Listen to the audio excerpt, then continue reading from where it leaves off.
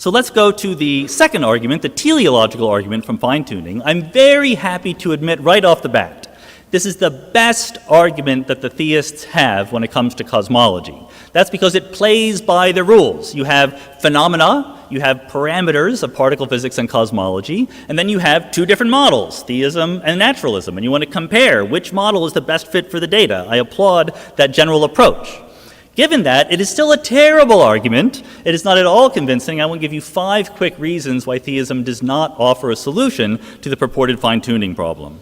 First, I am by no means convinced that there is a fine-tuning problem, and again, Dr. Craig offered no evidence for it. It is certainly true that if you change the parameters of nature, our local conditions that we observe around us would change by a lot. I grant that quickly. I do not grant that therefore life could not exist. I will start granting that once someone tells me the conditions under which life can exist. What is the definition of life, for example? If it's just information processing, thinking, or something like that, there's a huge panoply of possibilities. They sound very science fiction-y, but then again, you're the one who's changing the parameters of the universe. The results are going to sound like they come from a science fiction novel.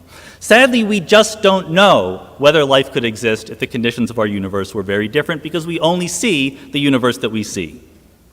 Secondly, God doesn't need to fine-tune anything. We talk about the parameters of physics and cosmology, the mass of the electron, the strength of gravity, and we say if they weren't the numbers that they were, then life itself could not exist. That really underestimates God by a lot, which is surprising from theists, I think. In theism, life is not purely physical. It's not purely a collection of atoms doing things like it is in naturalism. I would think that no matter what the atoms were doing, God could still create life. God doesn't care what the mass of the electron is. He can do what he wants. The only framework in which you can honestly say that the physical parameters of the universe must take on certain values in order for life to exist is naturalism. The third point is that the fine-tunings that you think are there might go away once you understand the universe better. They might only be apparent. There's a famous example that theists like to give, or even cosmologists who haven't thought about it enough, that the expansion rate of the early universe is tuned to within 1 part in 10 to the 60th. That's the naive estimate back of the envelope, pencil, and paper you would do. But in this case, you can do better. You can go into the equations of general relativity, and there is a correct, rigorous derivation of the probability. And when you ask the same question using the correct equations, you find that the probability is 1. All but a set of measure 0 of early universe cosmologies have the right expansion rate to live for a long time and allow life to exist. I can't say that all parameters fit into that paradigm, but until we know the answer, we can't claim that they are definitely finely tuned. Number 4, there's an obvious and easy naturalistic explanation in the form of the cosmological multiverse. People like to worry about the multiverse. It sounds extravagant. I claim the multiverse is amazingly simple. It is not a theory. It is the prediction of physical theories that are themselves quite elegant, small, and self-contained that create universe after universes. There's no reason, no right that we have to expect that the whole entire universe looks like the conditions we have right now. But more importantly, if you take the multiverse as your starting point, you can make predictions. We live in an ensemble, and we should be able to predict the likelihoods that the conditions around us take different forms. So in cosmology papers dealing with the multiverse, you see graphs like this that try to predict the density of dark matter given other conditions in the multiverse. You do not see graphs like this in the theological papers trying to give God credit for explaining the fine-tuning, because theism is not well defined. Fifth, and most importantly, theism fails as an explanation. Even if you think the universe is finely tuned and you don't think that naturalism can solve it, theism certainly does not solve it. If you thought it did, if you played the game honestly, what you would say is, here is the universe that I expect to exist under theism. I will compare it to the data and see if it fits. What kind of universe would we expect? And I claim that over and over again, the universe we expect matches the predictions of naturalism, not theism. So the amount of tuning, if you thought that the physical parameters of our universe were tuned in order to allow life to exist, you would expect enough tuning but not too much. Under naturalism, a physical mechanism could far over-tune by an incredibly large amount that has nothing to do with the existence of life, and that is exactly what we observe. For example, the entropy of the early universe is much, much, much, much lower than it needs to be to allow for life. You would expect under theism that the particles and parameters of particle physics would be enough to allow life to exist and have some structure that was designed for some reason, whereas under naturalism you'd expect them to be kind of random and a mess. Guess what? They are kind of random and a mess. You would expect under theism life to play a special role in the universe. Under naturalism, you'd expect life to be very insignificant. I hope I don't need to tell you, life is very insignificant as far as the universe is concerned. Here's a photograph from the Hubble Space Telescope of a few hundred out of the hundreds of billions of galaxies in our observable universe.